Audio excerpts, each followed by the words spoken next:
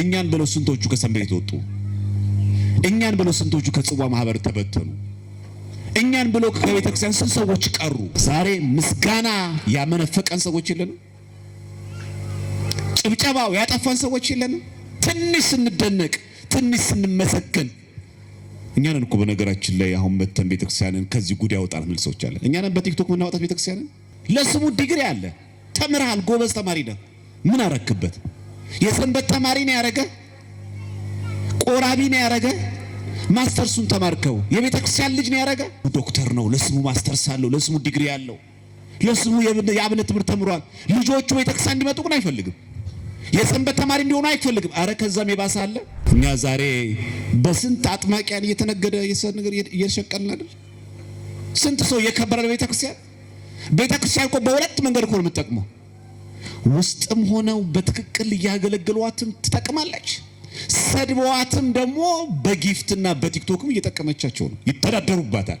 ኃላፊነቱን እኮ ለስብከተ ወንጌል ብቻ እኮ ስለሰጠን፣ ድካሙን እኮ ለጥቂት ሰዎች ዘርግፈን ስለጣል ነው እንጂ እኔ ያገባኛል ወንድሜ እህቴ ባትማር ቃለ እግዚአብሔር ባትማር እኔ እኮ ጠየቅበታለሁ፣ ግድ የለም ይዤው ልምጣ ወንድሜን እህቴን ብንል ኖሮ ይሆናል። ቀናተኛ ነን እኛ፣ እንደዛ እናደርግም።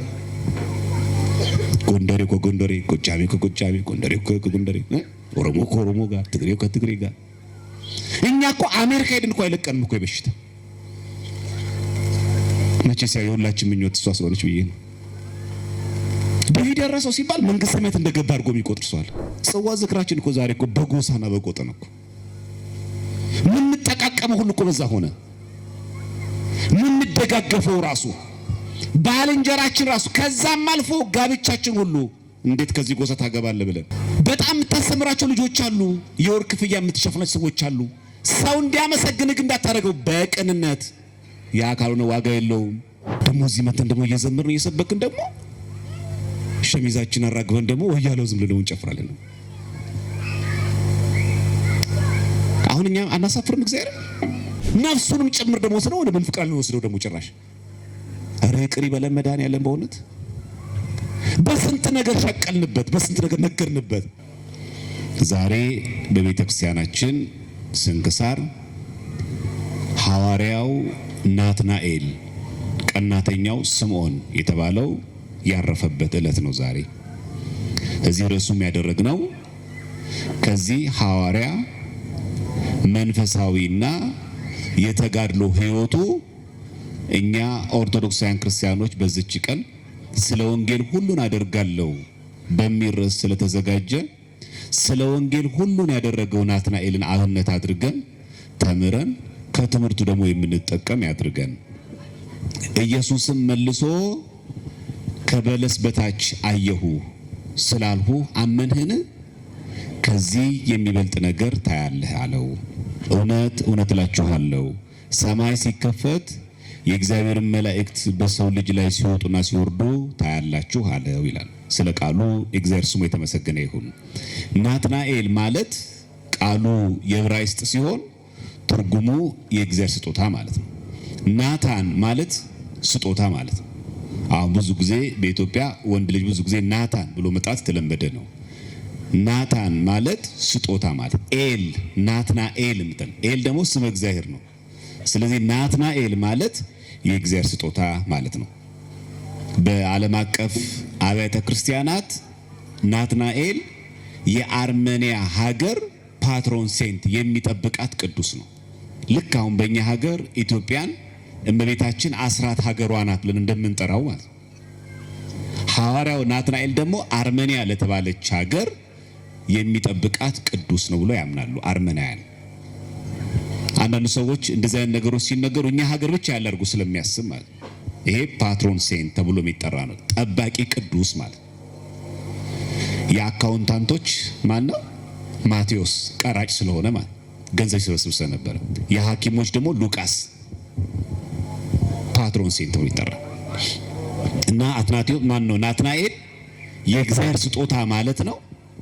የአርሜኒያ ሀገር ጠባቂ በቃል ኪዳኑ በአማላጀቱ የሚጠብቅ ማለት ነው። አርሜኒያ እንደምታውቁት ከኛ ጋር ኦርቶዶክስ ተዋህዶ ናቸው። አርሜኒያን አፖስቶሊክ ቸርች ተብለው የአርሜኒያ ሐዋርያዊት ቤተክርስቲያን ማለት ከኛ ጋር አብረው ኦሪየንታል የሆኑ ቤተክርስቲያናት አንዷ ናት። ያችን ሀገር የሚጠብቃት ቅዱስ ናትናኤል ብሎ ያምናሉ። ይህ ብቻ አይደለም፣ በስሙ ቤተክርስቲያን ይታነጻል። በሐዋርያው ናትናኤል ስም ጽላት ይቀረጻል፣ ገድል ይጻፋል። ይሄ በእኛ ብቻም አይደለም። በፕሮቴስታንት ወገኖች በአንግሊካን ቸርች ሊቨርፑል ላይ ኳስ ጨዋታ አይደለም፣ ሊቨርፑል ላይ፣ ዩናይትድ ኪንግደም ላይ፣ ዩኬ ላይ የሐዋርያው ናትናኤል ቤተክርስቲያን አለ። የኛ ቤተክርስቲያን አይደለም፣ የፕሮቴስታንቶች የአንግሊካን ቸርቾች ነው። በዚህ አጋጣሚ እኔን የሚሰሙ ሌሎች ቤተ እምነቶች እናንተ በቅዱሳን ስም ለምን ቤተክርስቲያን የምታንጹት ብሎኛ ከመጠየቃቸው በፊት አንግሊካን ቸርች ለምን በናትናኤል ስም ያንጻሉ? አችሁ ጥልቅ አንባቢዎች መሆን አለብን ክርስቲያኖች። ቤተክርስቲያን መምጣታችን ካልቀረ የቤተክርስቲያናችንን ሁለንተናዊ ዕውቀት የኢትዮጵያ ኦርቶዶክስ ሊቃውንትን መተርጉማንን የአብንን መምህራን በደንብ አውቆ ብሔራዊ ሊቃውንትን ዓለም አቀፍ መረጃዎችን በሚገባ መሰንጠር በጣም ተገቢ ነው። ለምን ይሄ ዘመን ዘር ማንዘር ኦርቶዶክስ ተብሎ የምንፎክርበት ዘመን አይደለም። ትህትና ይፈልጋል፣ ዕውቀት ይፈልጋል፣ ማስረጃ ይፈልጋል። ፉከራ አያዋጣም፣ ታውቃላችሁ። ስለዚህ ናትናኤል በቤተክርስቲያናችን ቅዱስ ነው። ዛሬ ግንቦት 15 ያረፈበት ዕለት ነው። በረከቱ ከሁላችን ጋር ይሁን። እንዳልኳችሁ ሐዋርያው ናትናኤል እንኳን በእኛ በፕሮቴስታንት ወገኖች አንግሊካን ቸርቾች ሴንት ናትናኤል ቸርች ነው የሚለው ራሱ ቤተክርስቲያኑ ራሱ ስያሜው በናትናኤል ስም ሊቨርፑል ላይ ዩኬ ላይ የሚገኝ ቤተክርስቲያን። ናትናኤል ማን ነው? ርዕሰ ጉዳያችን ወደኛ ስናመጣ ስንክሳራችን ስትመለከቱ የዛሬውን የኦሪትና የነቢያትን መጻሕፍት የተማረ ያወቀ ነው። ተመልከቱ፣ ናትናኤል የእግዚአብሔር ስጦታ ነው። ዛሬ ናትናኤል የእግዚአብሔር ስጦታ ከሆነ ዛሬ ናትናኤሎች የት ነው ያላችሁት? ናቴዎች የት ነው ያላችሁት? በዚህ አጋጣሚ እዚህ ውስጥ ካለ ይቅርታ፣ ዕለቱ አንስቶን ነው እንጂ ሰሎሞን ቁር አይደለም። ልክ በቤተክርስቲያናችን እንደምታውቁት ራዕየ ዮሐንስ ላይ ስም አለ ሞተህማል ይለዋል። ምን ማለት ነው? ስሙ ደስ ይላል። የቤተክርስቲያኑ አስተዳዳሪ ስሙ ሚካኤል ነው። ደስ አይልም? ሚካኤል ማለት ሚኪ የሚባል ሰው እንዳለ ማለት ስም አለ በጣም ደስ ይላል፣ ግን ሞተሃል። የስም እኮ ትርጓሜ እንደ እግዚአብሔር ያለ ማን ነው? ስምማ አለህ እኮ። ስምሽ እኮ ያምራል፣ ወለተ ማርያም ትባያለሽ፣ ግን ሞተሻል። ስምህ እኮ አለ ወልደ ገብርኤል ተብላል፣ ግን ሞተሃል። ስምማ አለ ክርስቲያን የሚል ስምማ አለ ዲያቆን ገሌ ቄስ ገሌ የሚል ስም እኮ አለ፣ ግን ሞተሃል። እግዚአብሔር ከዚህ ሰውረን። በእውነት ብዙ ጊዜ ስማችን መጽሐፍ ቅዱስ ላይ የቅዱሳን አበው ስም ይዘን ስማችንና ግብራችን አይገናኝም። ናትናኤል ሕይወቱን ብቻ ለምናወራው የኦሪትን የነቢያትን መጽሐፍ የተማረ ብቻ አይደለም ያወቀ ጭምር። ብዙዎች እኮ አውቀው ያልዳኑ ሰዎች አሉ። ጌታችንን በወንጌል ሲመሰክር ሉቃስ 11:52 ላይ እናንተ ሕግ አዋቂዎች አለ ፈሪሳውያንና ሰዱቃውያን የእውቀት መክፈቻ ስለወሰዳችሁ ይላል። የእውቀት መክፈቻ እኮ ይዛችኋል፣ እውቀቱ እኮ አለ። ወዮላችሁ ራሳችሁ አልመገባችሁም፣ የሚገቡትንም የራሳችሁ አልገባችሁም፣ የሚገቡትንም ከለከላችሁ። እውቀቱ አለ። የእውቀት መክፈቻ እኮ ነው ያላችሁ። ወሰዳችሁ እኮ ነው የሚለው። ተምራችሁታል ኦሪትና ነቢያትን። ወደ እኔ ወደ ምድራዊ ኢየሱስ ክርስቶስ ልትመጡ ግን አልቻላችሁም። እናንተም አትገቡም፣ ሰውም አታስገቡም። እንደዚህ አይነት ሰው የለም። የሚገርም ቤተክርስቲያን አገልጋይ፣ የሚገርም ካህን፣ የሚገርም ተጋድሎ ያለው በቤተክርስቲያን አገልግሎት ቀዳሚ የምንለው ግን ለሰዎች መሰናክል የሆነ ወይ አያገባ ወይ ሰው አያስገባ። እኛን ብለው ስንቶቹ ከሰንበት ወጡ? እኛን ብለው ስንቶቹ ከጽዋ ማህበር ተበተኑ? እኛን ብለው ከቤተክርስቲያን ስንት ሰዎች ቀሩ? ጌታችን ወዮላችሁ ይላል። አሌ ለክሙ ነው የሚለው። ወዮላችሁ ምን ለሚሉ? የእውቀት መክፈቻ ስለወሰዳችሁ። ለስሙ ዲግሪ አለ፣ ተምረሃል፣ ጎበዝ ተማሪ ነህ። ምን አረክበት? የሰንበት ተማሪ ነው ያረገ? ቆራቢ ነው ያረገ? ማስተርሱን ተማርከው የቤተክርስቲያን ልጅ ነው ያረገ? ለስሙ ዲግሪ አለ። ተምርሃል፣ ጎበዝ ተማሪ ነህ። ምን አረክበት? የሰንበት ተማሪ ነው ያረገ? ቆራቢ ነው ያረገ? ማስተርሱን ተማርከው የቤተ ክርስቲያን ልጅ ነው ያረገ? ዶክተር ነው፣ ለስሙ ማስተርስ አለው፣ ለስሙ ዲግሪ አለው፣ ለስሙ የአብነት ትምህርት ተምሯል። ልጆቹ ቤተ ክርስቲያን እንዲመጡ ግን አይፈልግም። የሰንበት ተማሪ እንዲሆኑ አይፈልግም። አረ ከዛም የባሰ አለ። የቤተ ክርስቲያን ልጅ እንዳታገቢሽ የሚል ሰው እኮ አለ። የእውቀት መክፈቻ የወሰዳችሁ እናንተም ማትገቡ ሰው ማታስገቡ ወየውላችሁ ይላል እግዚአብሔር። ከዚህ ሰውረን። ናትናኤል ኦሪትና ነቢያትን አውቆ የእውቀትን መፍቻ ወስዶ ራሱን ገብቶ ሰውን ያስገባል። ስለ ወንጌል ሁሉ አድርጋለሁ ማለት ያ ነው። ገብቶ ሰው ማስገባት መቆለፍ አይደለም። ክርስትና የግል ህይወት ብቻ አይደለም፣ የጋራ ነው። ለዛ እኮ ነው በቅዳሴ ጊዜ የግል ጸሎት አጽል ማለት ነው የጋራው ይበልጣል ነው። የማን ጸሎት ይዙ እንደሚደመጥ ስለማናውቅ ናትናኤል የነቢያትን የኦሪትን መጻሕፍትን የተማረ ያወቀ የእውቀት መክፈቻ ወስዶ እሱ ራሱ ወደ እውነተኛ ወንጌል የገባ ሌሎቹንም የሚያስገባ ደገኛ አገልጋይ ነው። ስለ ወንጌል ሁሉን ማድረግ ይሄን ያሰጣል። ርዕሳችንም እንደሰማችሁት ከዚህ የሚበልጥ ነገር ታያለ። ኦሪትን ነቢያትን በሚገባ ያወቀ በቀና መንገድ እግዚአብሔር የሚያገለግል። በነገራችን ላይ በመጽሐፍ ቅዱስ ላይ ሐዋርያው ናትናኤል ሌላኛው ስሙ ቀናተኛው ስምዖን ይባላል። ቀናተኛ ነው። ለቤተክርስቲያን በጣም ራሱን አሳልፎ ይሰጣል።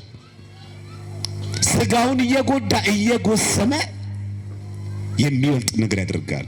እንዲህ ለሚያደርግ ደግሞ እግዚአብሔር ይላል የሚበልጥ ነገር ታያለህ ይላል። ናትናኤል ደገኛ ነው። በዛ ላይ መንፈሳዊ ቅንዓት አለው። እውቀት ብቻ አይደለም ያለው ቅንዓት። አንዳንድ ሰው የተማረኩ አለ በጣም በአብነት ትምህርቱ፣ በጣም በቴዎሎጂው፣ በጣም በመጽሐፍት በሰንበት ቤት ብዙ የዘለቀ ቅንነት ግን የጎደለው ሰው አለ። ቅንዓት ግን የጎደለው ሰው አለ። የሚቀና ሰው አለ። ዛሬ ይሄ ጉባኤ እንዲሰምር የቀናችሁ ሰዎች አላችሁ። በጊዜ መተን ሰው እንዲወጣ እንዴት እናድርግ፣ እንዴት እንቀስቀስ ብለን ከመጨነቅ አንስተን ቅንዓት። ሰው ዛሬ ይሄንን ተምሮ ስጋ ወደሙን እንዲቀበል ፈልጋለሁ ብሎ የሚቀና ልጆቼ አድገው የቤተክርስቲያን ልጅ መሆን አለባቸው። ጧፍ፣ ሻማ፣ ዘይት ብቻ ሳይሆን ለቤተ ክርስቲያን ሰውም ያስፈልጋታል። እስቲ ልጅህን ለቤተ ክርስቲያን ስጣው፣ ዲያቆን እንዲሆንልህ፣ ቄስ እንዲሆን። እስቲ ልጅህን ለዛ ስጪ። እግዚአብሔር ሻማ ብቻ ነው እንደሚፈልገው? እግዚአብሔር ዣንጥላ ብቻ ነው የሚፈልገው? እኛንም እኮ ይፈልገናል። እኛ እኮ አሁን እያደረግን ነው ዣንጥላውን ዘይውን የምንሰጠውና ራሳችን ግን የለንም። እግዚአብሔር አይዘበትበት ክርስቲያኖች ቅንዓት ይፈልጋል። ናትናኤል ቁስ አይደለም የሰጠው፣ ገንዘብ፣ ወርቅ፣ ማዕድን አይደለም የሰጠው ራሱን ነው። ቅንዓት እውቀት አለ፣ ትምህርት አለ፣ በዛም አለ የቤተክርስቲያን ቅንዓት። አንድ እኮ ልግመኛ የሆነ ሰው እኮ አለ ወይ በስመ አብ። እውቀቱ እኮ ግን እኮ የሚያስጠላ ልግመኛ ነው ይባል ሰው አለ። እግዚአብሔር ከዚህ ይሰውረን። በእውቀቱ ግን የሚመካ ሰው አለ። በታዋቂነቱ የሚመካ ሰው አለ። በመልኩ የሚመካ ሰው አለ። ምንም አንታበይበታል። በዚህ ዘመንኛ ትንሽኛ እንውጣ እንጂ ቫይራል ላይ ምንም አንኮፈስበት አለ። ናትናኤል መንፈሳዊ ቅንዓት የነበረው ሐዋርያው ቅዱስ ጳውሎስ ልክ እንዲሁ ነበር። በዚሁ በሁለተኛ ቆሮንቶስ ምዕራፍ 11 ቁጥር 27 እስከ 28 ላይ በድካምና በጥረት ብዙ ጊዜ እንቅልፍ ማጣት፣ ድካም ነበረበት ከእንደገና ጥረት። ጳውሎስ እኮ ድካም አለው፣ ጥረት አለው፣ ከዛስ እንቅልፍ ማጣት። የቀን ሰራተኛ እና የማታ ሰራተኛ ሌሊትና ቀን ሺፍት እየሰራ መስሏችሁ ነው? ወንጌል እኮ ነው እንቅልፍ ያሳጣል። ይቀጥልና እንቅልፍ ብቻ ለሚያጣው በራብና በጥም የሚበላውን አጥቶ የሚጠጣውን አጥቶ ያ የወንጌል ገበሬ ሐራሴ ወንጌል ያ በተአምራት ሙት የሚያስነሳ ደዌ የሚፈውስ ጳውሎስ የሚበላውን አጥቶ ተራበ። ለካም እንደዚህ ያለ እናንተ የሚበልጥ ነገር ለማየት ከዚህም በልታ ያለ አይደል? እንዴት ሆነት? ከዛስ እስከ 3ኛው ዘመን ተነጠቃ የሚበልጥ ነገር ታያለ። ስለ ወንጌል በዚህ ልክ ራሱን አሳልፎ ከገማልያል ስል የተማረው ጳውሎስ በራብና በጥም እንቅልፍ ማታ ሲሰቃይ እግዚአብሔር ደግሞ እስከ 3ኛ ሰማይ ድረስ ነጠቀው። የእግዚአብሔር ስሙ የተመሰገነ ይሁን። ከዚህ የሚበልጥ ታያለህ። እውቀት ያለው ሰው ቅንነት ከተሞላበት በዛ ላይ ደግሞ ቅናት ካለው ለአገልግሎቱ ለመንፈሳዊ ሕይወቱ ቅናት ማለት ያ ነው። እስቲ አሟችሁ መጾም አትችይም፣ በዚህ ጊዜ ወተት በዚህ ሰዓት በጣም የሚጠግኑ ምግቦች መመገብ አለበት ምን እንደምንሉኛ ወይ ተመስገን አለ አሳብ በመብላት የምፈልገው እንጂ ማን ነው የሚቆረቆር? ወይኔ የአብይ ጾም ያመልጣኝ ነው የሚል ሰው አለ? ወይኔ ፍልሰታ ጾም ልታመልጣኝ ነው፣ ነነዌ ልታመልጣኝ ነው ጾሟ ከበረከቱ ሳልሳተፍ የሚል ሰው አለ? ወይኔ እንደ ሰው ሳላስቀድስ የአልጋ ቆራኛ ተባልኩኝ እኮ አልጋ ያዝኩ ተባልኩኝ፣ ሳምንት መቆየት እኮ አለብሽ ተባልኩኝ፣ መቼው ውዳሴ ማርያም ሳልደግም ቆሜ እንደ ሰው ሳልጸልይ ሳላስቀድስ እንደሚቆረቆራል። ቅናት ማለት ያ እንኳንም አጋጣሚውን አገኘው ያለም ክርስቲያን እግዚአብሔር ለሁላችን የልቦናችን ያብራልን። በእውነቱ በራብ በጥም ብዙ ጊዜም በመጾም ጾም አላችሁ። ጌታ ጾሙ ነው ብሎ ጳውሎስ አልታበይም፣ በመጾም ነው የሚለው ሁለተኛ ቆሮንቶስ 11:27-28። ጾም ብቻ አይደለም፣ በብርድና በራቁትነት ነበርኩኝ። ብርድም ነበረው ራቁትነት፣ ስንቱን እያለበሰ እሱ ራቁቱን ነው፣ ልብስ የለውም። የቀረውን ነገር ሁሉ ሳልቆጥር እለት እለት የሚከብድብኝ የአብያተ ክርስቲያናት ሁሉ ሐሳብ ነበር፣ ሐሳብ ነው ይላል ጳውሎስ። አልቆጥርም፣ ሌላው ነገር አልቆጥር፣ ተውቶ ሌላውን ሁሌ የሚያሳስበኝ የቤተ ክርስቲያን ቅናት ማለት ያ እንቅልፍ ያጣ የሚበላ የለም የሚጠጣ የለም ራቁት ነው። ግን እኮ ግን ሙት ያስነሳል እኮ አቤት በዚህ ዘመን የኖረበት አንድ አገልጋይ ቢኖር ኖሮ እንደ ጳውሎስ ተአምር ቢያደርግማ ስንት ሲዲ ይሸቀል ነበር።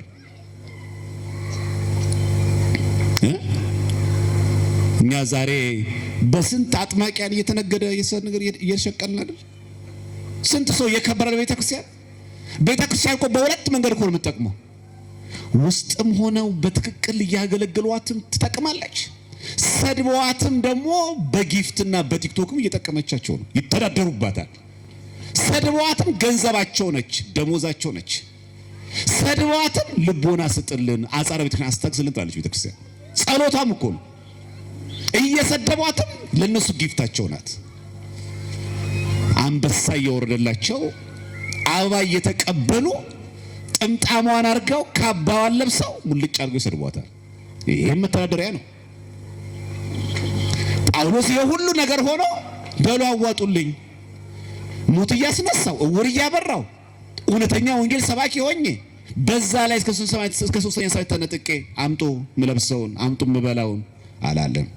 ይሄን ሁሉ ሳልቆጥረው የሚያሳስበኝ ብር እንደታዋጡልኝ ሳይሆን የአብያተ ክርስቲያናት ነገር ነው። ከዚህ የሚበልጥ ታያለ። በረከቱ ይደርብን። በእውነት ቅናት፣ መንፈሳዊ ቅናት ማለት ያ ተአምር የማድረግ ብቃት እያለው በህዝቡ አልሸቀለም፣ አልነገደም። እንደዚህ አይነት ጥገኛ አገልጋይ ማን ይሆን? ስለ ወንጌል ሁሉም ማድረግ ማለት እንዴ ነው? ክርስቲያኖች የሚበልጥ ነገር ለማየት ይሄ ሁሉ አስፈላጊ ነው። መራብ አለው፣ መጠማት አለው፣ መራቆት አለው፣ ብርድ አለው፣ ያንሰፈስፋል፣ ያንቀጠቅጣል፣ ያንዘፈዝፋል። ይሄ ሁሉ ግን ይረሳል። ወይኔ እግዚአብሔር ያየህልኝ ነው አይደለም የሚለው ጳውሎስ። ይሄን አልቆጥርም፣ እኔም ቆጥረው የሚያስጨንቀኝ የቤተ ክርስቲያናት ነገር ነው፣ የቤተ ክርስቲያን ነገር ነው የሚያንገበግበኝ። ቅናት ሐዋርያው ናታኤል የነበረው እንደዚህ ነው፣ ቅናት። ለዛም ነው ሐዋርያው ናታኤል መጽሐፍ ቅዱስ በሌላ ስሙ ሲጠራው ቀናተኛው ስምዖን ይሏል። ቀናተኛ ነው። ስንቶቻችንን ቀናተኛ? ዛሬ ቀናተኛ ብንሆን የኛ የወንጌል አገልግሎት ይሄ ብቻ ነበር ሰው መገኘት የነበረበት? ኃላፊነቱን እኮ ለስብከት ወንጌል ብቻ እኮ ስለሰጠን፣ ድካሙን እኮ ለጥቂት ሰዎች እኮ ዘርግፈን ስለጣል ነው እንጂ እኔ ያገባኛል ወንድሜ እህቴ ባትማር ቃለ እግዚአብሔር ባትማር እኔ እኮ ጠየቅበታለሁ፣ ግድ የለም ይዤው ልምጣ ወንድሜን እህቴን ብንል ኖሮ ይሆናል? ቀናተኛ ነን። ዛሬ ይሄ ሐዋርያ ያረፈበት ነው። በሉ ዛሬ እዚህ የተገኘ ክርስቲያኖች እንደዚህ አይነት የቅዱሳን በዓል ቤተክርስቲያን ስንክሳር ላይ ሲጽፍልን እንድንማርባቸው ከህይወታቸውም ደግሞ ቀስመን ከቃል ኪዳናቸው እንድንጠቀም ብቻ ሳይሆን በህይወትም ተግባር ላይ እንድናውለው ነው። በዛ ላይ ናትናኤል የሰው ፊት አይቶ የማያዳላ በሃይማኖቱ እውነተኛ ነው። በጣም የሚገርማችሁ መጽሐፍ ቅዱስ ላይ ስለዚህ ነገር ተዘግቧል። ፊልጶስ ናትናኤልን አግኝቶ ምን አለው? ሙሴ በሕግ ነቢያትም ስለ እርሱ የጻፉትን የዮሴፍ ልጅ የናዝሬቱን ኢየሱስን አግኝተነዋል። አሁን የሚናገረው ፊልጶስ ነው። ገና አሁን ስለ ክርስቶስ ማን እያስተዋወቀ ነው? ክርስቶስን ለማን እያስተዋወቀ? ለናትናኤል። ምን እንዳለው ስሙ። ሙሴ በሕግ ነቢያትም ስለ እርሱ የጻፉትን የዮሴፍን ልጅ ምን ማለት ነው? ያው አይሁዳውያን ዘንድ የሚታሰበው ክርስቶስን የዮሴፍ ልጅ ስለሚያስቡ እሱ እንጂ ወልደ እግዚአብሔር ሕያው ወልደ ማርያም ስግው ያለ ዘርአ ብእሲ ከመቤታችን የተወለደ ነው። ለአምላካችን ክብር ምስጋና ይግባው።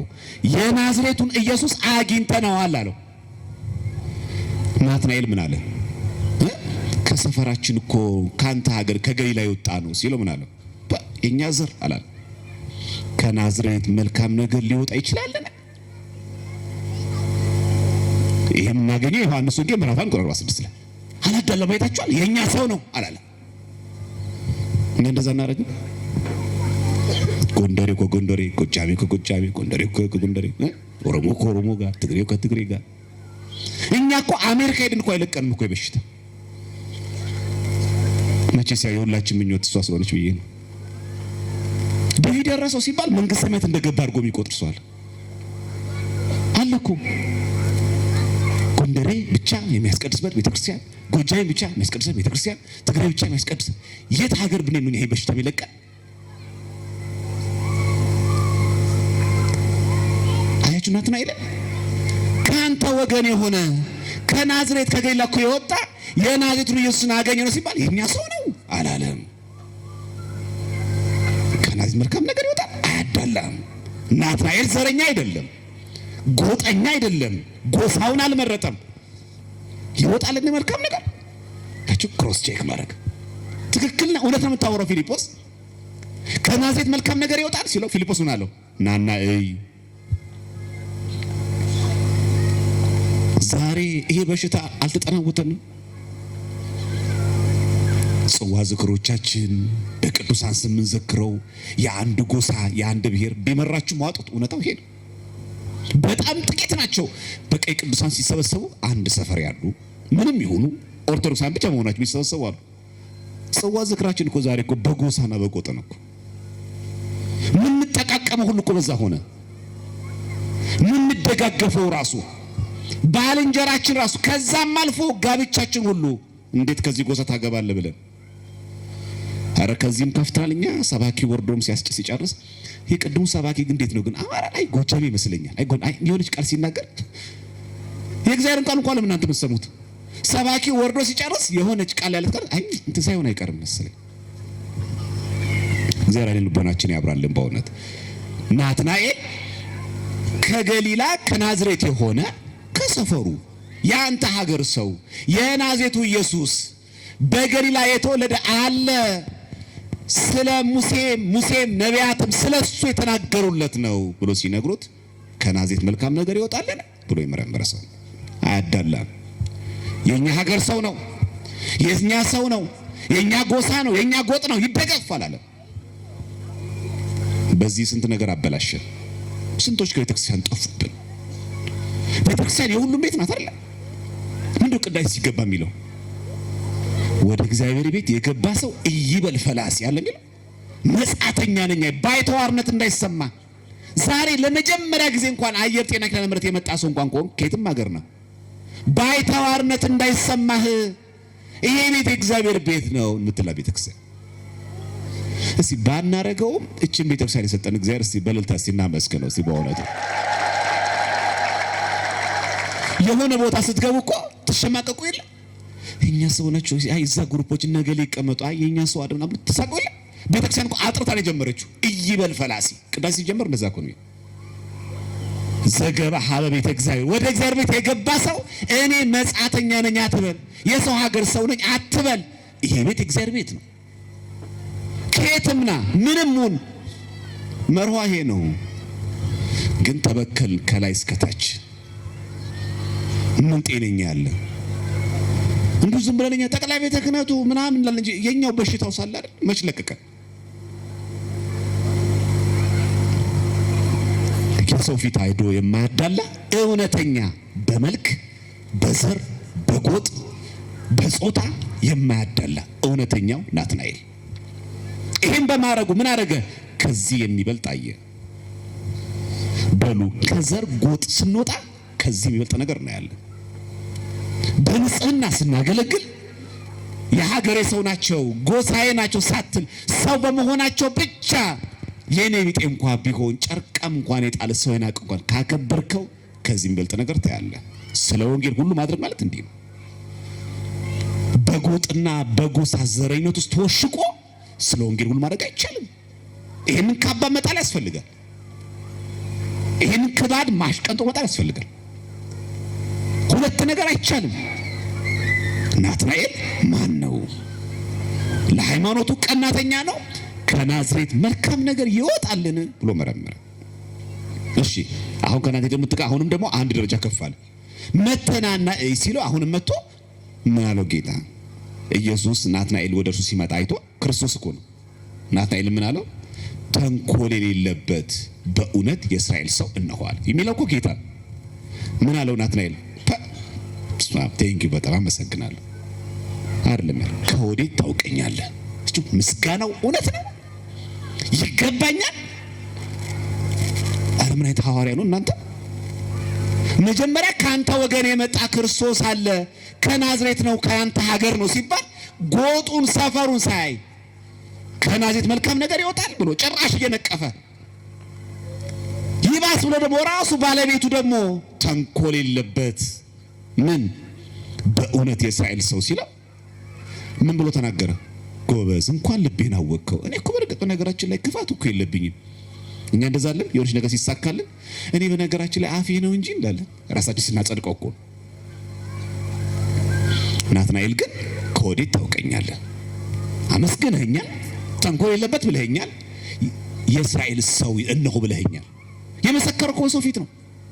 ያው መስካሪ ደግሞ ሐሰት የሌለበት መድኃኒዓለም ኢየሱስ ክርስቶስ ምን እንከን አለበት? ከወዴት ታውቀኛለህ? ዛሬ ምስጋና ያመነፈቀን ሰዎች የለንም? ጭብጨባው ያጠፋን ሰዎች የለንም? ትንሽ ስንደነቅ፣ ትንሽ ስንመሰገን እኛ ነን እኮ በነገራችን ላይ አሁን መተን ቤተክርስቲያንን ከዚህ ጉድ ያወጣን ምን ሰዎች አለን? እኛ ነን በቲክቶክ ምናወጣት ቤተክርስቲያንን። እኛ ባንኖርም እኛ ሳንመጣ ቤተክርስቲያን አለች፣ ወደፊትም ትኖራለች። እኔ እኮ ነኝ ይሄንን ጽዋ ማህበራዊ አትበል የሚያቆም መድኃኒዓለም ነው። እኔ እኮ ነኝ ሰንበት ቤት እኮ አትበል። እኔ እኮ ነኝ ስብከተ ወንጌል አትበል። ህዝቡን ቀጥ አድርጎ የሚያቆም መድኃኒዓለም ብቻ ነው። ኃይሉ ነው የማን ነው? እግዚአብሔር ነው። የሚመካ በማን ይመካ ነው የሚለው? በእግዚአብሔር ይመካ። ይሄን ማወቅ አለብን ክርስቲያኖች። ከወዴት ታውቀኛል? ምስጋና ሲመጣለት ወዲያው ያልተቀበለ የመረመረ። እስቲ እንደዚህ እናርግ። ድምጻችን ሲያደንቁት፣ ትምህርታችን ሲደነቅ፣ ዝማሪያችን ሲደነቅ፣ ቅዳሴያችን ሲመሰገን አንተ ጥሩ ቀዳሽ ነው ስንባል አንታበይ። ያው እኮ የመሰከረልን ሰው ነው፣ ነገ እኮ ያማናል። ይሄ እኮ መስካሪው ባለቤቱ ክርስቶስ ነው። በሱ ዘንድ ደግሞ ሐሰት የለም፣ ሽንገላ የለበትም። ነው ለሞራልህ ብዬ ነው የለም። እግዚአብሔር ዘንድ ምንድን ያለው ቃል በቃል ተንኮል የሌለበት እኮ ነው ያለው። ተንኮል የሌለበት በእውነት ነው ያለው የእስራኤል ሰው እነሆ አለው። ይሄን እያመሰገነው ከወዴት ታውቀኛለህ? መመርመር። ዝም ብላችሁ ምስጋና አትዋጧችሁ፣ ውዳሴ ከንቱ እንዳያጠፋን። ሔዋንን ያሳሳተ ውዳሴ ከንቱ አይደል? ማን የማይጥለው አለ ውዳሴ ከንቱ? በስማም አንቺ እኮ በነገራችን ሰንበት ቤት እኮ በተለይ መዝሙር ክፍል እኮ ቀጥ አድርገሽ ነው ያልሽው ስንባል ትዕቢታችን። አንተ እኮ እናንተ እኮ እዚህ የምታገለግሉ ስንባል ትዕቢታችን። ያውም እኮ አመስጋኙ ሰው ነው። በኋላ ሄደን እኮ ሊያማን ይችላል። ተንኮል የሌለበት። በእርግጥ ጌታችንም እንደዛው ነው። ብርሃነ ዓለም ቅዱስ ጳውሎስ ሲመሰክር ዕብራውያን 7:26 ላይ እንዲህ ይለናል፣ ቅዱስና ያለ ተንኮል ነውርም የሌለበት ከኃጢአተኞች የተለየ ከሰማያትም ከፍ ከፍ ያለ እንደዚህ ያለ ሊቀ ካህናት ይገባናልና። ሄዳችሁ ቅዱስና ምን ያለ ተንኮል። ስለዚህ ክርስቶስ ያለ ተንኮል እውነተኛ አምላክ ቅዱስ ነው፣ ነውር ኃጢአት የለበትም። ስለዚህ እኛስ ቅዱሳን ነውር የለብን፣ እንዲሁም ደግሞ ኃጢአተኞች ያልሆንን ቅዱሳን ደግሞ እግዚአብሔር ይፈልጋል። ለመስላችኋል በቅዳሴ ጊዜ እግዚኦታ ከመባሉ በፊት ካህኑ እንደሚለው ቅድሳት ለቅዱሳን ምን ማለት ነው? ይህ ቅዱስ ሥጋ ወደሙ ቅዱስ ለሆኑ ሰዎች ነው ይላል። እኛ ደግሞ ቅዱሳን አለ የፈለግን ንስሐስ ብንገባ። በነገራችን ላይ ንጹህ መሆንና ቅዱስ መሆን ይለያያል። አንድ ሰው ኃጢአት ሰርቶ ንስሐ ገባ ንጹህ ሆነ፣ ቅዱስ መሆን ግን ሌላ ነው። አንድ ሰው ሰረቀ ሌባ ሆነ፣ ንስሐ ሲገባ ምን ሆነ? ንጹህ ሆነ። ሲመጸውት ቅዱስ ሆነ። አይታችኋል? የቀማውን ይመለሳል። እሱማ ንስሐውን ሌባ ነው የቀማውን መለሰ፣ ታጠበ፣ ንጹህ ሆነ። ሲመጸውት ከመስረቅ አልፎ ከመቀማት አልፎ መስጠት ሲጀምር ቅዱስ። እኛውን ቅዱስ ነው። ታጥበንም አልጸዳን። ስንት ቆሻሻ ተሸክመናል የምናስቀድሰው። ያችሁ ቅዱስና ያለ ነውር። ለዚህ ነው ቅድሳት ለቅዱሳን ይህ ቅዱስ ሥጋ ወደሙ የሚሰጠው ቅዱሳን ለሆናችሁ ነው ሲለን እኛም እንደምንለው ልክ ነህ። ግን እኮ አሐዱ አብ ቅዱስ ነን። ልክ ነው አንተ እንዳልከው፣ ግን እኛ ቅዱስ አይደለንም። አንዱ አብ ቅዱስ ነው፣ አንዱ ወልድ ቅዱስ ነው፣ አንዱ ወልድ መንፈስ ቅዱስ፣ አንዱ መንፈስ ቅዱስ ቅዱስ ነው። የዚህን ጊዜ ምን ያልካህኑ እግዚአብሔር ከሁላችን ጋር ይሁን ይላል። ከዛው ነው እግዚአብሔር የሚጀምረው። ምስጋና ሲመጣለት የሚመረምር ከሆነ ከዚህ የሚበልጥ ያያል። ከዚህ የሚበልጥ ያያለህ ማለት ያ ነው። ሐዋርያው ቅዱስ ጴጥሮስም ለኛ ሲመክረን አንደኛ ጴጥሮስ ምዕራፍ 2 ቁጥር 2 ላይ ጌታ ቸር መሆኑን ቀምሳችሁ እንደሆነ አለ ለመዳን በርሱ እንድታድጉ ምን ለመሆን ለመዳን። መዳን አንዱ ሂደታዊ ነው። ድነናል፣ እየዳንን ነው፣ እንድናለን ነው የኛ ኦርቶዶክሳውያን የቤተ ክርስቲያን የነገርነት ትምህርታችን። ለመዳን በርሱ እንድታድጉ አሁን እንደተወለዱ ሕፃናት ተንኮል የሌለበትን የቃሉን ወተት ተመኙ። ምን የሌለበትን? ተንኮል የሌለበትን የቃሉን ወተት ተመኙ። ቃሉ ምን የለበትም? ተንኮል አለ እኮ። በጣም የተቀደሰ የሚመስል እኮ አለ። ይጋብዛል እኮ አንዳንድ ሰው የሆነ ነገር ላይ ያስለፈልፈን የሆነ ነገር ሊጠቀም ሲፈልገን እኮ ዛሬማ ከኔ ጋር እራት ይላል እኮ። ልጅቷን እኮ አስክሮ ከሷ ጋር ለመዘሞት እኮ አለ፣ ግብዣው እኮ አለ። ግን ተንኮል የተሞላበት የእግዚአብሔር ቃል ግን እንደዛ አይደለም። ተንኮል የሌለበትን የቃሉን ወተት ተመኙ። ከተንኮል ነፃ ሆነ ያስፈልጋል። ቃሉ መመኘት ተገቢ ነው፣ ግን ተንኮል የሌለበት ነው። ሌላ ሸፍጥ የለበትም ከጀርባው፣ ሌላ ሴራ የለበትም ከጀርባው። አንዱ መንገድ መዳንና ማዳን ብቻ። ለጢሞቴዎስም ሲመክረው ሁለተኛ ጢሞቴዎስ 2:15 ላይ የእውነትን ቃል በቅንነት የሚናገር የማያሳፍርም ሰራተኛ ሆነ ይላል። የተፈተነውን ራስህን ለእግዚአብሔር ልታቀርብ ትጋ። ይህም ጢሞቴዎስን የመከረው ጳውሎስ ምን ብሎ? የእውነት ቃል አለ በቅንነት የሚናገር። የእውነት ቃል ምንድን ነው? ወንጌል አማናይቷ። በምን? በቅንነት። በጣም ተጠንቀቁ ክርስቲያኖች። አሁን እዚህ ጋር እያስተማርኩ ቃል እግዚአብሔር የተማማር ነው። በምን ግን መሆን አለበት? በቅንነት። ለዝና ለጭብጨባ ለምስጋና ያልሆነች በቅንነት ገብተህ ቀድስ፣ ግን በቅንነት አሳይሃለሁ ቆይ ብቃቴ ቆይ ድምጼን ብለን ልትፎክራለህ የምትገባው። እዘምራለሁ ስትል በቅንነት ቆይ እንኳን መጣ ዛሬ ለኃይልማ አሳይሃለሁ እንድትል አይደለም። ታችሁ የእውነትን ቃል የሚለው ቃል በቃል መጽሐፍ ቅዱስ አንብቡ። ሁለተኛ ጢሞቴዎስ 2:15 የእውነትን ቃል በቅንነት ቅንነት አገልግል፣ ድከም፣ ውጣ ውረድ፣ አስቀድስ፣ ግን በቅንነት። ውዳሴ ማርያም ድገሙ፣ ቆማችሁ ብዙ ሰዓት ጸልዩ፣ ግን በቅንነት። ጸሎተኛ እንድትባይ ግን አይደለም። መጽዋች እንድትባል ፈልገ ግን አይሁን፣ በቅንነት። በጣም የምታስተምራቸው ልጆች አሉ፣ የወር ክፍያ የምትሸፍናቸው ሰዎች አሉ። ሰው እንዲያመሰግንህ እንዳታደርገው፣ በቅንነት። ያ ካልሆነ ዋጋ የለውም። ቃሉ እኮ ትክክል ነው፣ እውነት ነው። መጸለይ እኮ ትክክል ነው። ገዳማት መሄዳችን ትክክል ነው፣ ግን በቅንነት። እግዚአብሔር አገልግሎታችን በቅንነት እንድናገለግል እሱ ይርዳል። የእውነትን ቃል በቅንነት ከዛስ የሚናገር ካልዋል ማለት የማያሳፍር ሰራተኛ ሆነ። የሚያሳፍር ሰራተኛ አለ። ጳውሎስ ለጢሞቴዎስ እንደዚህ የሚለው የእውነትን ቃል በቅንነት ካለ በኋላ ምን ሆነ? የማያሳፍር ሰራተኛ ሁንልኝ አደራህን። የጳውሎስ ደቀ መዝሙር ተብዬ እንዳላፍርብህ የማያሳፍር ሰራተኛ ሁንልኝ። እኛ እናሳፍርም? እኛ እናሳፍርማ? ለኳስ ጨዋታ ፊት ለፊት ላይ ለመያዝ ምን ሮራው ሰዎች፣ ለወንጌል ጥቅስ ምን ፈልግ ሰዎች ላይ ከኋላ ወደ ፊልም ለቀበቅ ደግሞ እዚህ መተን ደግሞ እየዘመርን እየሰበክን ደግሞ ሸሚዛችን አራግበን ደግሞ ወያለው ዝም ብለን እንጨፍራለን።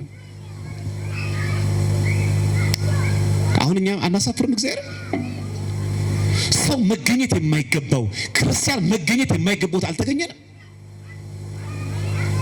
አችሁ የእውነትን ቃል በቅንነት የማያሳፍር ሰራተኛ ሆነ። ስንቶቻችን ኦርቶዶክስነትን አሰደብን? ስንቶቹ በእኛ ተሰነካከሉ? ሊመጡ የነበሩ በእኛ ምክንያት የወደቁ ሰዎች የሉ? የማያሳፍር ሰራተኛ ሆነ። አችሁ የሚበልጥ ነገር ለማየት ከዛስ የተፈተነውን ራስህን ፈተና አለው ለእግዚአብሔር ልታቀርብ ትጋ። ትጋት ነው ክርስትና። ትጋ፣ እንዳተኛ። የማያሳፍር ሰራተኛ ሁን። የማያሳፍር መሪ ጌታ ሁን። የማያሳፍር ካህን ሁን። የማያሳፍር ዲያቆን ሁን። የማያሳፍር ሰባኪ ወንጌል ሁን። እስቲ መናፍቃንን በቃል የሚረታ አንዳንዱ እኮ ለመናፍቃን ምላሽ ከዱት እኮ የሚንተባተብ ሰባኪ ይቆራል። አታሳፍር ቤተክርስቲያንን፣ አታሸማቃት። ዲያቆን ሆነ የማይገባ ቦታ ላይ አትገኝ፣ አታሳፍራት። አንቺ ዘማሪ ኦርቶዶክሳዊ ክርስቲያን ሆነሽ አንገት ላይ ክር አስረሽ ስምሽ እህተ ማርያም ሆኖ ማርያም የማትገኝ ቦታ ላይ አትገኝ። ማርያምን አታሳፍሪያት።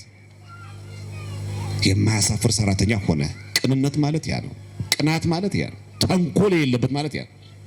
የማያሳፍር ሰራተኛ እንዳይታገሉ ስላለን ብዙዎቻችን ምን ታለለው በመናፍቃን ስለ ወንጌል የሚናገሩት ወንጌል የሚመሰክሩት ምን ይለያል? አሁን እኛ ይሄ ቃሉ ይጠቀሙታል ወንጌል ብለው፣ እኛም እዚያውን ስለ ወንጌል እናረጋለን ብለናል። ምንድነው የሚለየው? በእውነት በቅነት ካሁን አይሁንማ ማን ይነገረን? መጽሐፍ ቅዱስ እንዲለናል። እነዚያ ግን ይላል ጳውሎስ በእስራቴ ላይ መከራ ሊያመጡብኝ መስሏቸው ለወገናቸው የሚጠቅም ፈልገው በቅን ሐሳብ ሳይሆኑ ስለ ክርስቶስ ያወራሉ ይላል። አያችሁ ጳውሎስ ይነገር እስር ቤት እያለ ነው ጳውሎስ ይሄን የተጻፈው የፊልጵስዩስ መልእክት። እሱ ፊልጵስዩስ እስር ቤት ሲታሰር አንዳንዶች ተነሱና ኖ ጳውሎስ ቢታሰርም እኛ እንሰብከዋለን ምን ይቀላል ነገር አለ እንዲሉ መስበክ ጀመሩ። ስለዚህ ጳውሎስ ምን አለ? በእስራቴ ላይ መከራ ሊያመጡብኝ ፈልገው አለ በቅን ሐሳብ ሳይሆኑ ስለ ክርስቶስ ያወራሉ። ወሬው እኮ ስለ ክርስቶስ ነው፣ ግን በቅን ሐሳብ አይደለም። እየሰማችሁ ነው ክርስቲያኖች? እየሰማችሁ አለ አችሁ ወንጌሉ ስለ ክርስቶስ ትክክል ነው፣ ግን በቅን ሐሳብ አይደለም። ጸረ ማርያም ሆኖ ነው፣ ጸረ ቅዱሳን ሆኖ ነው፣ ጸረ ኢትዮጵያ ኦርቶዶክስ ቤተክርስቲያን ሆኖ ነው። ፊልጵስዩስ 1:7 ተመልከቱ። ብዙ ሰዎች ዋናው ክርስቶስ ካሉ እኮ ለምን እንደዚህ ይላል? በደንብ ስሙ ክርስቲያኖች። በቅን ሐሳብ ሳይሆኑ ነው የሚለው። ስለ ክርስቶስ ያወራሉ። የሚያወሩት እኮ ስለ ሰይጣን አይደለም። ያወሩት እኮ ስለ አጋንንት አይደለም።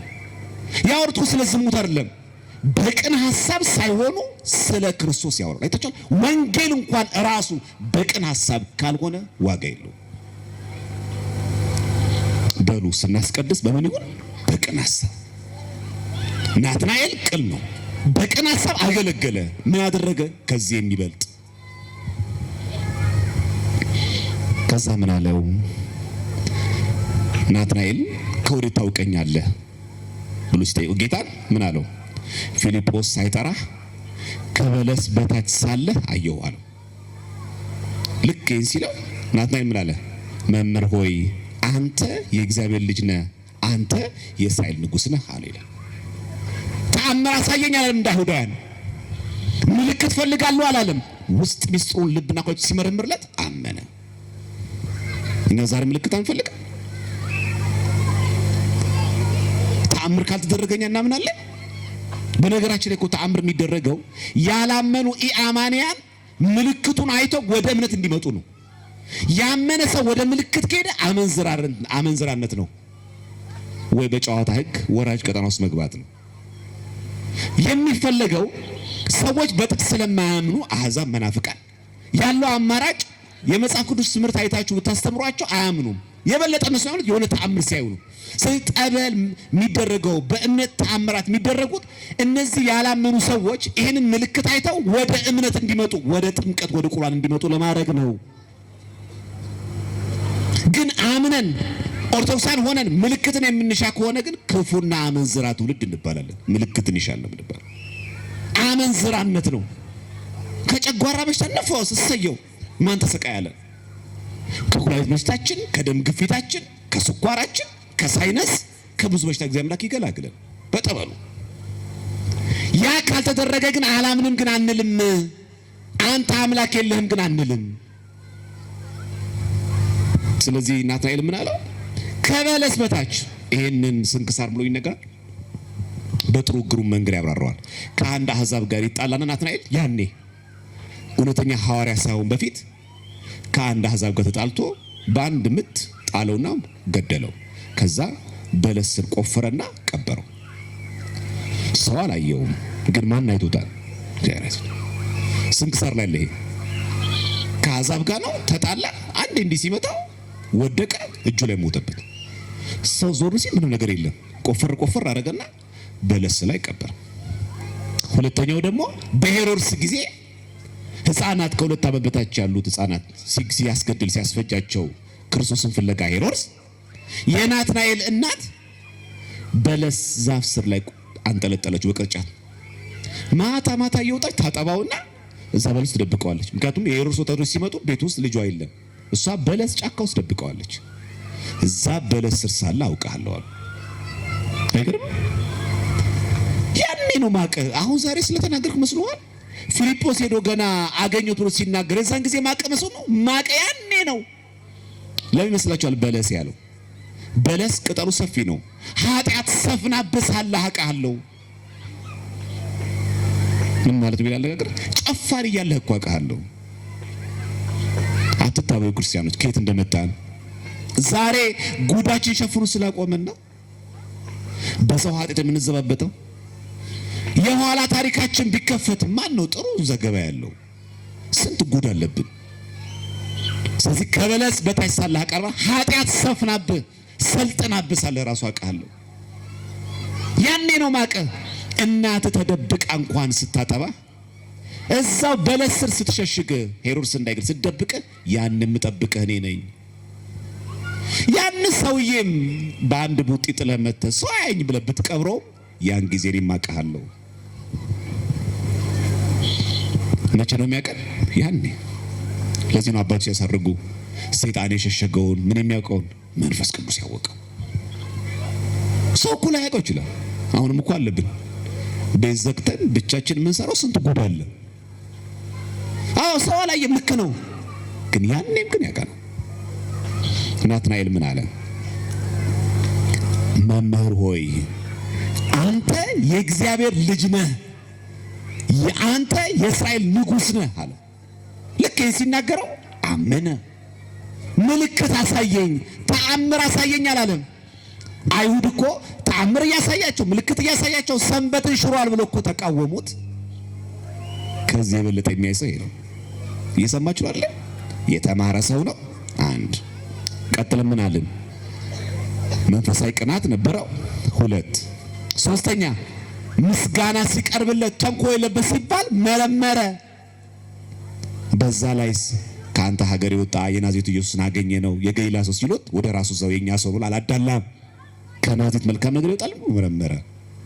አቹ የጎሳ የጎጥ ጥመት የሌለበት ቅን ተንኮል የሌለበት ቅን አገልጋይ ማነሱ? ናትናኤል። ከዛ ምን አደረገ? ላይመለስ እውነተኛ የመድኃኔዓለም የኢየሱስ ክርስቶስ ደቀ መዝሙር ሆኖ ቀረ። ስለ ወንጌል ሁሉ ማድረግ ማለት ያ ተማረ። ብሉይና ኦሪትን ቅንነት አለበት። ከናዝሬት የመጣ ነው ሲባል ከኛ ሰው አለ ግን መልካም ሰው ብሎ መረመረ። ከእንደገናስ መቶ ራሱ ከበለስ ስር አውቃለሁ ሲለው ምን አሁን የኛ ሀገር ሰው ስለሆንኩ ምናምን የሰፈሬ ልጅ ስለሆንኩ አላለም። እኛ እኮ አወኩሽ ናኩሽ ነው። አሁን ለምን መስላችኋል ሰባኪያን ወንጌል እየተጠሩ እዚህ መጡት? አሁን እዚህ ያሉ ሰባኪያን አንሰው ነው። ነብይ በሀገሩ አይከበርማ። ናትናኤል ግን አልናቀም። ምን እንደዚህ ታወራለህ? በሰው ፊት ታዋርደኛለህ? ከበለስ ስራ ቃለው ብለህ ምን ማለት ነው? ደግሞ የገሊላ ሰው ሆነህ ትናገረኛለህ አላለም። አንተ መምህር ሆይ የእግዚአብሔር ልጅ ነህ፣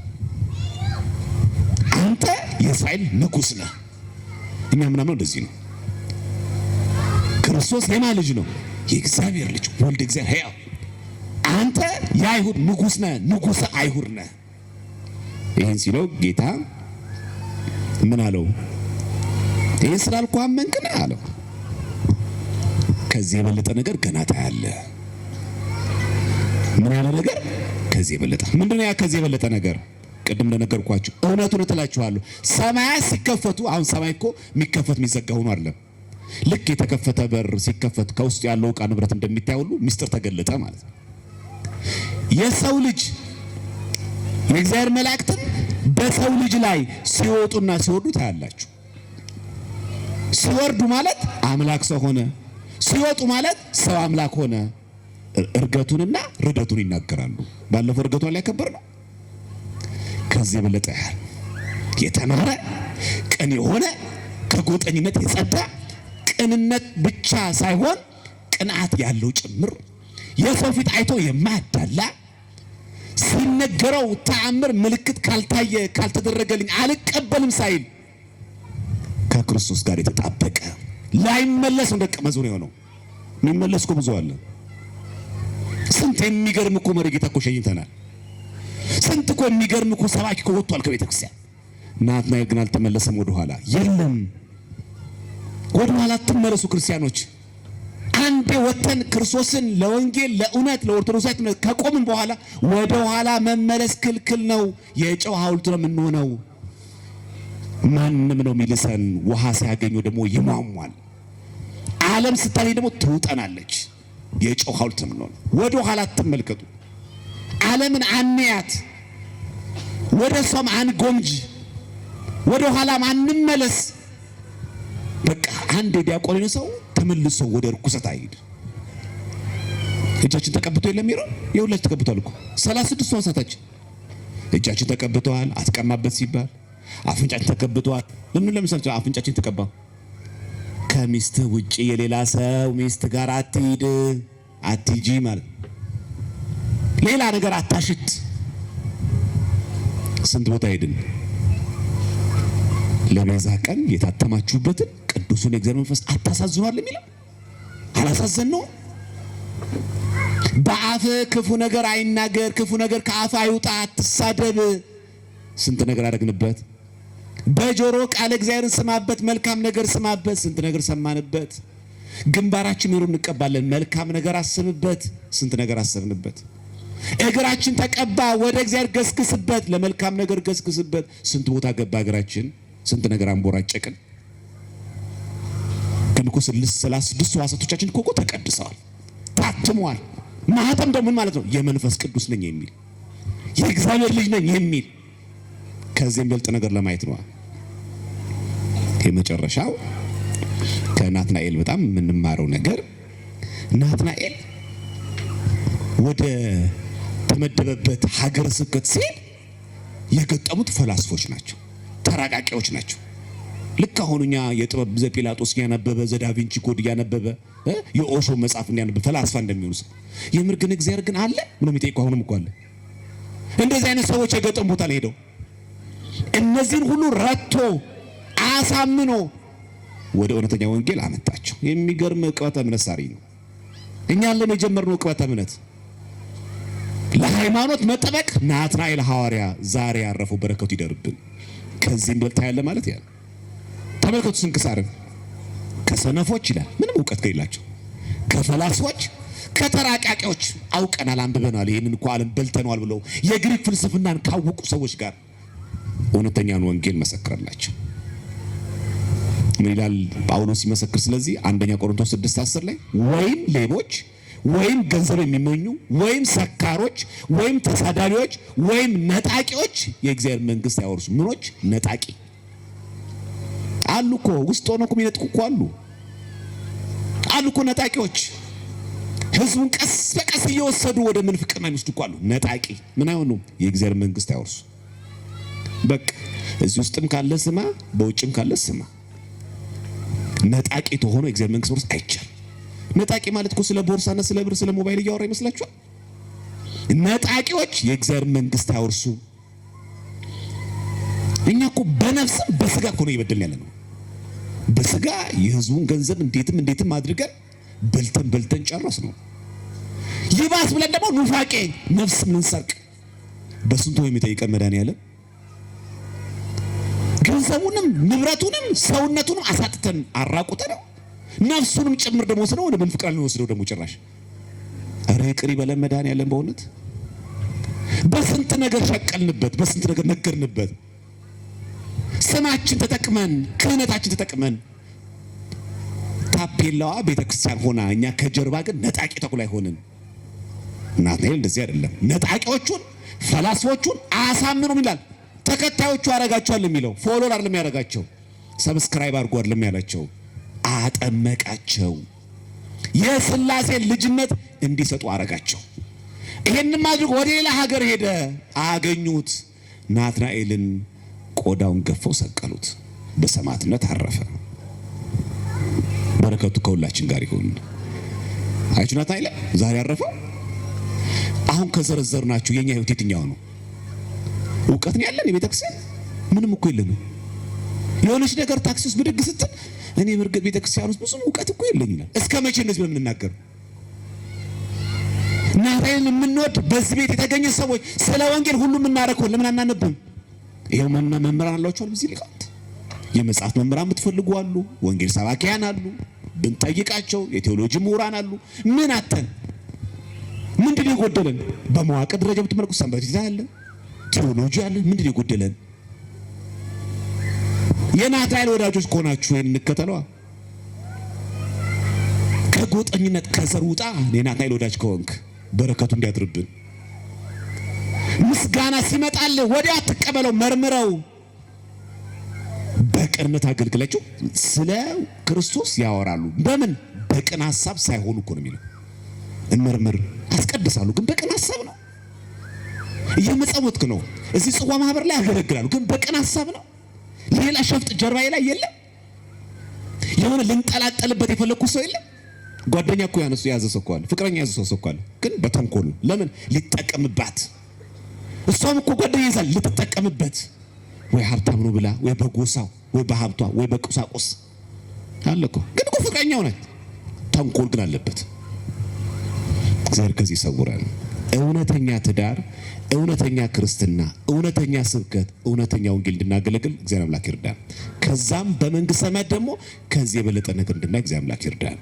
ወስብሐት ለእግዚአብሔር።